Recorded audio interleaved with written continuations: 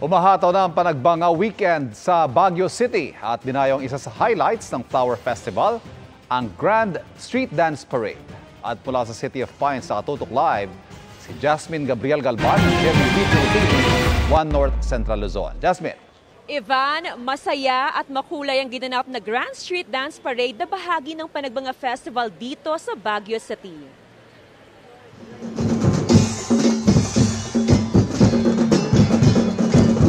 Blooming ang mga kalahok sa Grand Street Dance Competition ng Panagbanga Festival.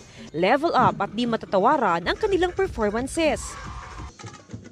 Malamig man ang panahon, dama naman ang init ng suporta ng libu-libong dumagsa para makisaya sa Grand Street Dance Parade and Competition. Maaga pa lang, nakaabang na ang mga manonood sa kahabaan ng Session Road at Harrison Road. Una nang pakitang gilas ang mga street dancer mula sa elementary category. Bigay todo sa pag-indak ang mga street dancer, suot ang makukulay na costume na tatak kordalyera. Dagdag atraksyon ang mga matitingkad na props mula sa maliliit hanggang sa malalaking bulaklak gaya ng sunflower. Babad man sa araw, all smiles ang mga kalahok.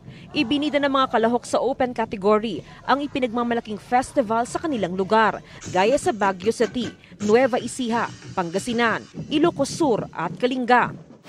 Mas nakakaiba ngayon, nag-level up. Ngayon mas sinobrahan pa nila. Hangang-hanga ang mga foreign tourists sa galing ng performers. I liked with the sunflowers. I don't remember the group. And what I found very cute was the watermelon. We see that it is a mix between modern maybe dance and then ancestral dances too. Sa dami ng mga nakisaya sa selebrasyon, hindi mahulog ang karayom ang Melvin Jones Football Ground.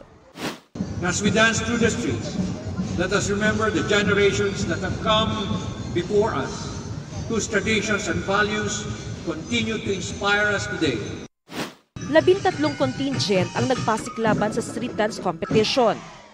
Ang saya po kasi hindi lang yung school namin ang nire-represent namin. Yung culture namin, showcase po namin yung buong province of Kalinga.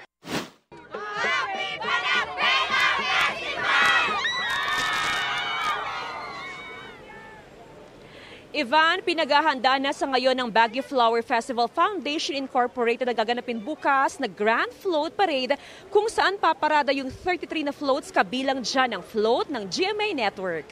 Ivan? Maraming salamat, Jasmine Gabriel Galban ng GMA Regional TV 1 North Central Luzon. Mga kapuso, patuloy na tumutok sa mga balita, mag-subscribe sa GMA Integrated News sa YouTube. Sa mga kapuso abroad, samahan niyo kami sa GMA Pinoy TV at www.gmanews.tv.